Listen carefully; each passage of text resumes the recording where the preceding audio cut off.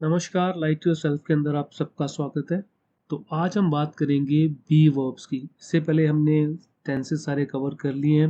आपने वीडियोस देख ली होंगी, आपको समझ में आ गई होंगी। उसके कॉमन एरर करने से पहले मैं चाहता था कि आप बी वर्ब्स को जान लें। चलिए शुरू करते हैं बी वर्ब्स। बी वर्ब होता क्या है? देखिए, याद रखिए कि वर्ब की एक बेस फॉर्म होती है। उस बेस फॉर्म से उसकी प्रेजेंट की फॉर्म बनती है, यानी first form of the verb बनती है। उसके बाद उसकी पास्ट की वर्ब बनती है, जिसे सेकंड वर्ब कहते हैं आप, और third form of the verb. ये तीन वर्ब्स एक बेस फॉर्म वर्ब से ही निकलती है। ठीक है जी, पहली बात तो ये। दूसरी बात, जब आपने कंटिन्यूस के अंदर सेंटेंसेस तैयार करने होते हैं तो आप बेस वर्ब के साथ आईएनजी लगा लेते हैं। ठीक है जी। और जब आप परफेक्ट पार्टिसिपल लिखते हैं तो आप हैविंग के साथ third form of the verb का प्रयोग करते हैं। चलिए, मोटा मोटा आपने ये समझना है कि ये बेस वर्ब होती है। बेस वर्ब से तीन वर्ब्स निकलती हैं, जिसे first form of the verb कहते हैं, second form of the verb कहते हैं, third form of the verb कहते हैं। अब 99% केसेस के अंदर ये होता है कि जो उसकी first form of the verb होती है ना, वर्ब की, वही उसकी बेस वर्ब होती है। जैसे अगर मैं गो आपको कहूँ, गो एक बेस वर्ब है, तो उसकी प्रेजेंट फर्स्ट फॉर्म जिसे आप कहते हैं वो भी गो ही है। इसकी सेकंड फॉर्म वेंट है और थर्ड फॉर्म गॉन है। ठीक है। अगर डू एक बेस वर्ब है तो उसकी पहली जो फॉर्म निकलेगी वो डू ही है। ठीक है जी। और सेकंड डिड है, फिर थर्ड है वो डन है। ठीक है, ये बात आपको समझ में आ गई। इसीलिए कहा जाता है जो सेंटेंस के अंदर जब एक से ज्यादा वर्ब आ जाए और उसे टू के साथ जोड़ा जाए तो कहते हैं कि सेकंड जो वर्ब होगी वो आप first form of the verb लगाएंगे। ठीक है जी। आप विल के साथ देखेंगे तो विल के साथ भी हम first form of the verb लगाते हैं, लेकिन हालांकि first form of the verb नहीं लगनी चाहिए, लगनी चाहिए बेस वर्ब। लेकिन first form of the verb he base form होती है, इसलिए उसे आप first form of the verb उसकी जगह पे यूज कर लेते हैं कि आप इसके साथ रूल में आप जब पढ़ते हैं तब ये कहते हैं कि इसके साथ first form of the verb लगाइए। अब प्रॉब्लम ये है कि जो आपकी बी वर्ब है ना, बी एक बेस वर्ब है। इसकी जो first form of the verb है वो इज आर एम है। इसकी जो second form of the verb है वो वॉज और वर है। और इसकी जो third form of the verb है वो है बीइंग। ठीक है जी, ये है। और बी के साथ जब आईएनजी लगा लेते हैं तो बीइंग बन जाता है। और परफेक्ट पार्टिसिपल के अंदर हैविंग के बाद आप थर्ड फॉर्म लगाते हैं, जिसे मैंने आपको बीइंग बताया हुआ है। तो अब तक आप ये समझ गए होंगे कि बी एक बेस वर्ब है और इनमें से निकले हुए इज आर एम उसकी फर्स्ट फॉर्म है, वॉज वर उसकी सेकंड फॉर्म है, और बीन उसकी थर्ड फॉर्म है। यही एक केस है जिसमें बेस वर्ब अलग है, फर्स्ट फॉर्म अलग है, सेकंड फॉर्म अलग है और थर्ड फॉर्म अलग है। ठीक है जी, शायद आप मेरी बात को समझ पाए हो। अब हम आगे चलते हैं। देखिए, कई बार पूछ भी लिया जाता है कि आखिर बी वर्ब्स कितनी है। ठीक है, तो ये 7 वर्ब है कुल मिलाकर। इसे बी को साथ में लगाकर ये 8 हो जाती है, बट बी की 7 ही वर्ब्स हैं। आप काउंट कर सकते हैं, इज आर एम 3 ये हो गई, वॉज वर 5 हो गई, बीइंग और बीन। ठीक है जी, ये कुल मिला के 7 वर्ब आपकी होगी बी की। चलिए अब हम जान लेते हैं कि जो बी आपकी वर्ब है कहाँ पर ये as a helping verb use होती है और कहाँ पर एज ए मेन वर्ब की तरह यूज होती है। उसके लिए आपके सामने मैं फर्स्ट एग्जांपल लेता हूँ। He is a good boy, वो एक अच्छा लड़का है। तो इसके अंदर जो बी वर्ब है वो इज है, ये मेन वर्ब है। ही है एक सब्जेक्ट है जिसके बारे में बात हो रही है। गुड, ठीक है जी, एक एडजेक्टिव है। बॉय एक नाउन है। तो इसके सेंटेंस के अंदर जो वर्ब हुई वो हुई इज। ठीक है ना। आप कहेंगे ये हेल्पिंग वर्ब है। अरे हेल्पिंग वर्ब तो तब होगी ना जब इसके साथ कोई मेन वर्ब होगी, कोई एक्शन होगा। अब मेन वर्ब तो है नहीं, तो यही एक वर्ब है। चाहे आप इसे हेल्पिंग वर्ब कर लीजिए, बट है तो अकेले यही वर्ब है ना। तो ये मेन वर्ब इस सेंटेंस के अंदर यही है, क्योंकि कोई एक्शन इस सेंटेंस के अंदर नहीं हो रहा है कोई भी। तो अगर कोई वर्ब पूछे तो वो है इज। और ये बी वर्ब ही है। मैंने भी आपसे कहा है कि बी वर्ब से इज आर एम निकला हुआ, ये प्रेजेंट की फॉर्म है उसकी बी की। तो ये एक मेन वर्ब की तरह काम कर रहा है। अब हम इसका दूसरा सेंटेंस देखते हैं जहां पे हेल्पिंग वर्ब की तरह ये यूज हो रही है। He is going to school. अब यहाँ पे जो आपकी बी वर्ब इज है, ठीक है ना, इस बी से निकली हुई है। तो ये आपकी यहाँ पे अब हेल्पिंग वर्ब, क्योंकि यहाँ पे मेन वर्ब गोइंग आया हुआ है साथ में। ठीक है, तो यहाँ पे ये क्या बन गई, एक हेल्पिंग वर्ब बन गई, he is going to school. Hope so आप ये बात समझे हो, आपको बात समझ आई हो। चलिए अब हम देख लेते हैं कि बी के डिफरेंट यूज क्या है। ठीक है, चलिए। बी का पहला यूज होता है होना के लिए। ठीक है ना, जैसे he will be at office, वह ऑफिस के अंदर होगा। तो जो बी है ये होना का जो सेंस है ये निकाल रहा है। अब विल के बाद आप बी वर्ब लगा रहे हैं क्योंकि विल के बाद आप बेस फॉर्म लगाते हैं, ठीक है जी। तो 99% क्या केस रहता है कि first form of the verb he base form होती है, तो यहाँ पे बी के केस में ऐसा नहीं होता है। तो विल के साथ आप बेस फॉर्म लगाते हैं तो वो बी है, इसका मतलब होना। चलिए, they will be eating a cake, way cake खा रहे होंगे, होना का जो भाव है वो बी से निकलता है।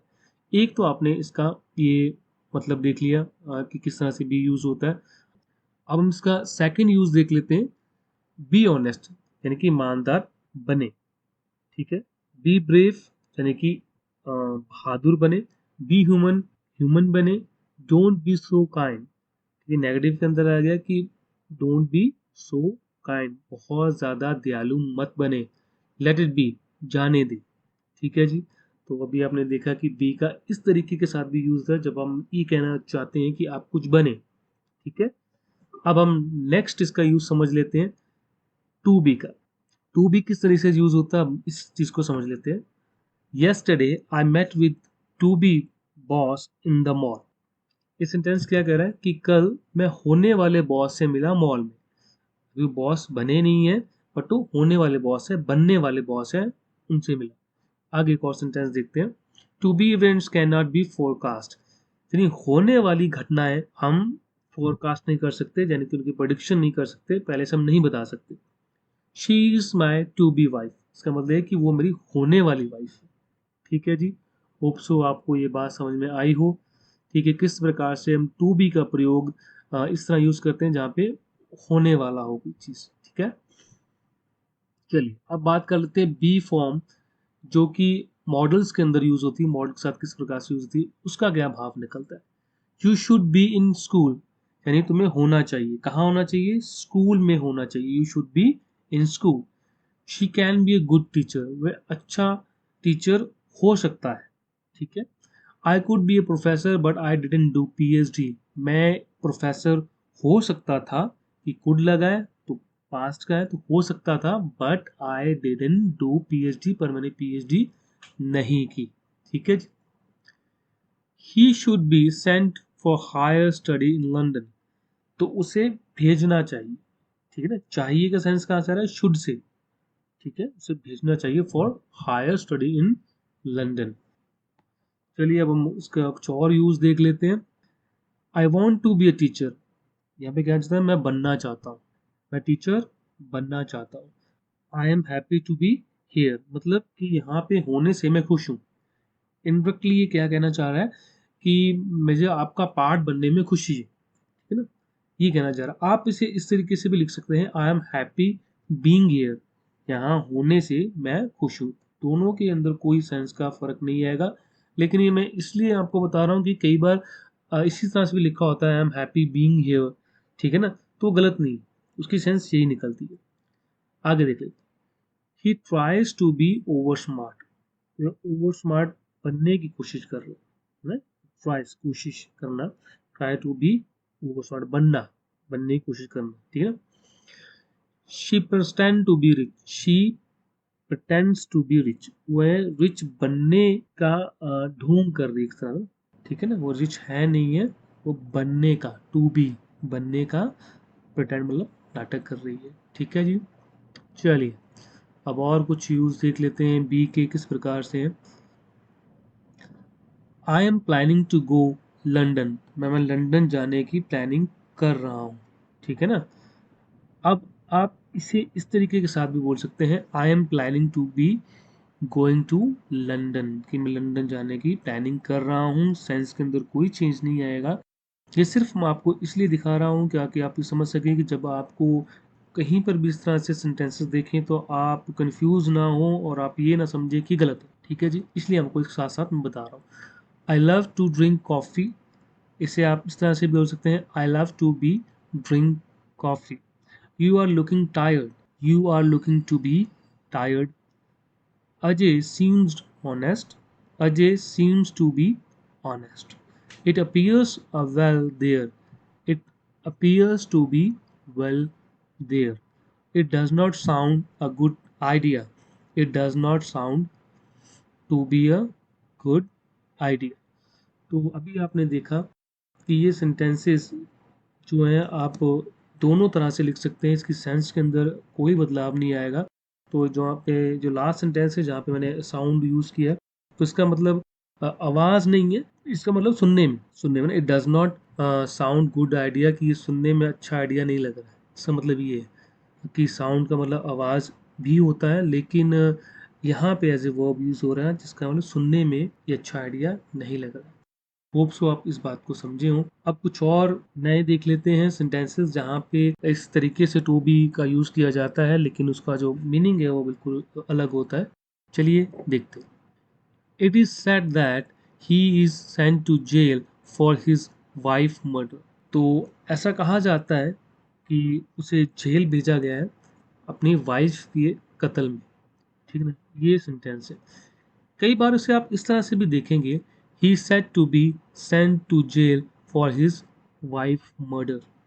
ठीक है, न्यूज़पेपर के अंदर अक्सर आप इस तरह से इसे देखेंगे। एक और देख लेते हैं। It was said that he was a criminal, और he was said to be a criminal. तो इस तरीके के साथ ये सेंटेंसेस फॉर्म होते हैं जहाँ पे सेंस नहीं चेंज होती इनकी, लेकिन इस तरह से लिखे जाते हैं और ये ग्रामेटिकली सही होते हैं। आपको कोई कन्फ्यूज़न ना हो जब आप इन सेंटेंसेस के साथ एनकाउंटर हों, इसीलिए ये मैंने सेंटेंसेस दोनों इकट्ठे लिए हुए हैं ताकि आप इसे गलत ना समझें। ठीक है जी, तो नेक्स्ट वीडियो के अंदर आपसे मैं बी फॉर्म की ही बात करूँगा, जहाँ पे हम इसके पैसिव वॉइस किस तरह से बनते हैं उसके बारे में बात करेंगे, और उसकी नेक्स्ट वीडियो के अंदर हम बीइंग के बारे में बात करेंगे। तब तक के लिए आप अपना ख्याल रखें, अपने माँ बाप का ख्याल रखें, वृक्ष लगाएं, पर्यावरण बचाएं। धन्यवाद।